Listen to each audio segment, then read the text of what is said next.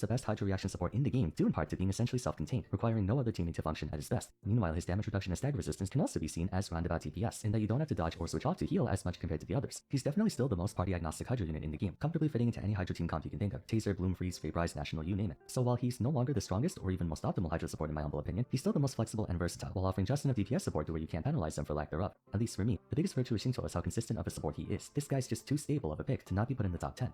Second unit will be Kazuha, who is most certainly dominating the Animo roster by leaps and bounds. It's almost inconceivable how strong this guy is considering he's a version 1 character, but there's a very good reason why. What has allowed him to increase in value over the past few years is that he took advantage of both the reaction meta and the newly emerging hypercarry meta by having abilities catered to priorities that could benefit either one. Being an Animo character and having wide area coverage, he was a natural fit into any teams that capitalized on Swirl, and with his elemental mastery scaling, you could rely on him to do some very solid reaction damage, regardless of which one it was. Conversely, Kazuha's ability to VV Shred and the bonus elemental damage he offers can supplement any hypercarry's DPS by a measurable amount, making him one of the most meta-resilient supports in the game, capable of buffing parties and singular units alike. He was debatably the earliest instance of effective hyperscaling and was for all intents and purposes far ahead of his time. On top of that, he's one of the best overworld units as well, thanks to his area coverage and verticality aiding you in exploration and mob clearing. I don't see this guy getting powercraft anytime soon for sure. He's just such a strong and easy to use character. Next one is Fischl. Previously an honorable mention, she's now definitively one of the best characters in the game. This guy gets units as well, powercraft anytime soon for sure. He's just such a strong and easy to use character. Next one is Fischl. Previously an honorable mention, she's now definitively one of the best characters in the game. I remember getting so much flack for putting her as the best electro character, my best unit of each element, but you know what? I'm doubling down on that. Fischl is the best electro unit in the game. She is without question the best electro application, making her an easy addition for electro-based reaction teams like Taser, Quicken, and Overvape. Like Xingqiu, the main draw behind Fischl is her consistency. She essentially has permanent uptime since you can refresh her elemental skill using her burst, alternating between the two abilities to keep boss on the field indefinitely, and her own damage is nothing to scoff at either. The only situation where she could somewhat struggle is in area coverage, but almost all the teams in which you would use her more likely than not carry someone who can do the AoE damage for her, notably given how well she synergizes with Animo units like Venti and Kazuha. Next to Yaimiko, Fischl had to have been the biggest beneficiary of Dendro being added to the game. Additionally, being a prime support candidate for the new top damage Neuvillette, her stonks are only going up. Fischl is a prime example of how broken a unit would be if they had no internal cooldown.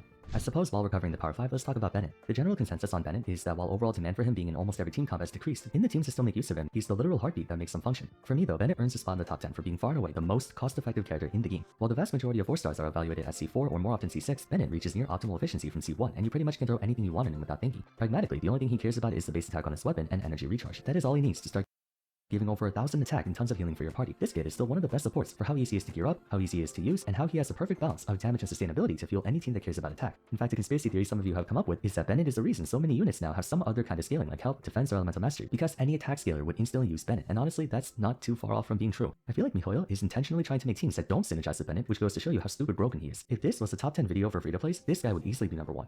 Might as well get the last 4 star out of the way. Xiangling. Xiangling's an interesting character. I initially considered not including her on the list because I feel like her usability has gone down in recent years, but with the addition of Linny and Navia, it's come back up again. Xiangling's main reason for being good, apart from her Pyronato's absurd relationship with snapshotting and like Fischl also having no internal cooldown, is that she's the best abuser of Bennett. Wherever he goes, Xiangling follows. This has enabled her to be surprisingly versatile in many different teams, both free-to-play friendly and hardcore alike. Historically, Xiangling's been a great slot for teams like Animo Hypercarry, Raiden National, Child International, Overvape, and just recently, the pair came across 2 new units that could take advantage of them to high heaven. She works with Bennett because on top of snapshotting his monster's attack buff, Xiangling also grants Pyro Resonance for more attack, and her Pyronato helps a ton with the main weakness of most hypercarries being their lack of area coverage. Aside from that, she's one of if not the best non-hydro all-field DPS units in the game. There's rarely a situation where you're using Bennett but not Xiangling. In other words, so long as Bennett's in the top 10, so is Xiangling. The two of them are effectively a package deal.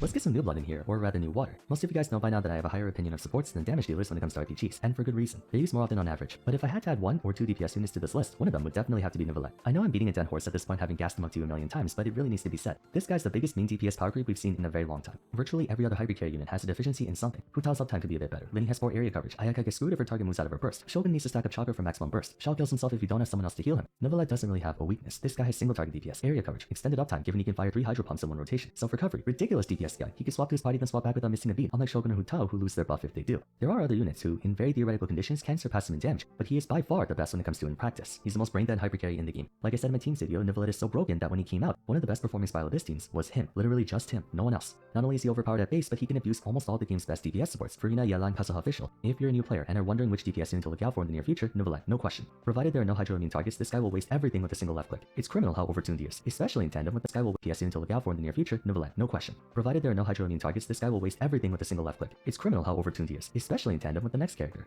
If Neuvillette is the best on-field damage dealer in the game, then Furina might very well be the best off-field DPS support in the game. It boggles my mind how people even remotely thought she wasn't good. Like, there was a genuinely concerning number of players who disputed her strength and even called her bad. A single observation of her numbers and scaling should be all the evidence you need to the contrary. In terms of sheer power augmentation, Farina is second to none. In addition to supplying consistent off-field Hydro application, she can give your entire party a total damage boost of up to 75%, far exceeding any other support's capabilities, which can increase to 100% at C1 and 124% at C3. She alone can condense 2 or even 3 units worth of DPS enhancements into one character, enabling you to field other units that can provide the rest. She's so powerful that she single-handedly made units like Noelle and Jean, 2 characters that struggle to find any meaningful use, become meta. She made Baizhu almost on par with Nahida, the best Dendro character in the game, in value. Farina made units like Noelle and Jean, 2 characters that struggle to find any meaningful use, become meta. She made Baizhu almost on par with Nahida, the best Dendro character in the game, in value. Farina is absolutely one of the best supports in the game. I'd go so far as to say she's in the top 3 best units in Genshin Impact period. Yes, she loses points for being crucially dependent on a healer, but that's hardly a big price to pay on account of most teams bringing a healer anyway. She works for hyper carry teams and reaction teams alike, powering up everyone to deal ludicrous amounts of damage while dealing ludicrous amounts of damage herself. And if you're ever in a pinch, she can switch to a Numa version and carry infinite sustain, so you never need to teleport to a statue or consume healing items ever again.